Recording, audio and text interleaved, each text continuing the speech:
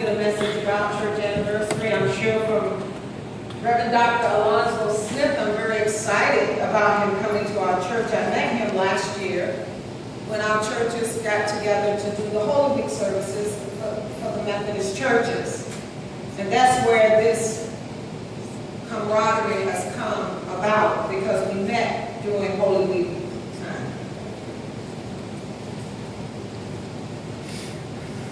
Church anniversary is a time where we look back and we start remembering those things that has happened in our lives, in the life of our church, in the life of our faith, in the life of our families. But one of the things I just wanted to share with you briefly today is that regardless of where we are in our present day, our past is always with us. And it is important to have a history. Some feminists say herstory because they're talking about the story of a female.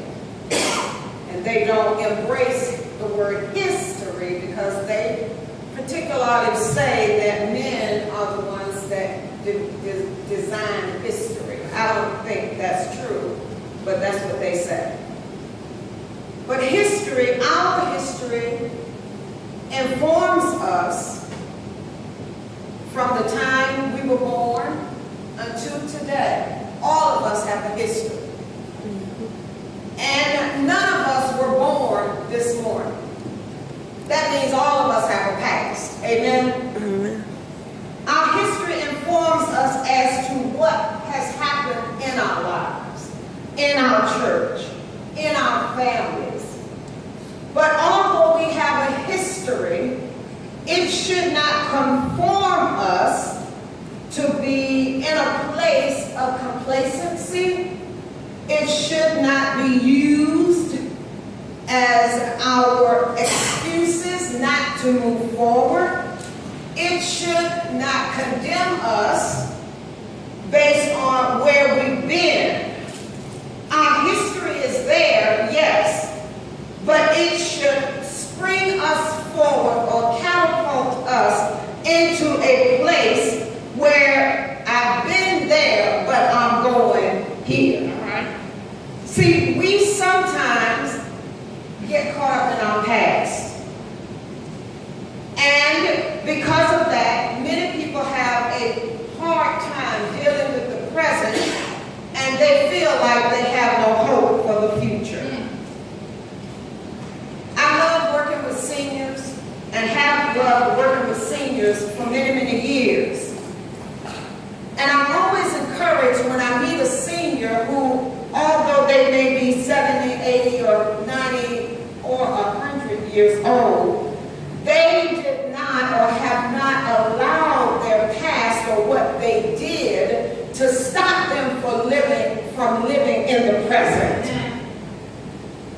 One of the oldest members, I think I told you about her, Sister Catherine Bivens, passed away in our home church at St. John's. And I think I remember telling you that at the age of 100, she wanted to go and learn about how to get on the internet and how to get on Facebook and all of this. And she did that for a couple of years. But sometimes when we get stuck in our past, we can't move forward. So today I'm going to try to encourage you to let you know that the past is there so it can give you hope for the future. None of us are where we used to be. If you take a look in the mirror, I don't look like I did 20 years ago. And you don't either. I don't move like I did 20 years ago. And other than Princess and Tony, you don't move like you used to either. Because one of the things that happens as long as you live, you're going to get older. Life is going to change you. Your ideas, your motives, the things you had dreams about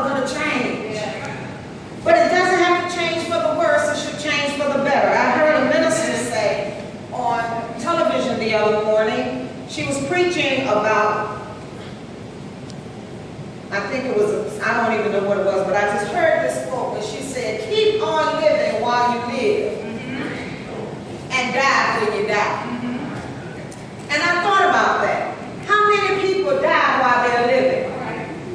They think that it's past my season, it's past my time.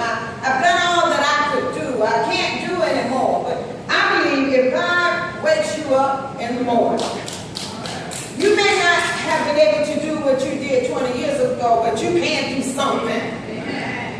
And I encourage you to keep on trying to do something each and every day, because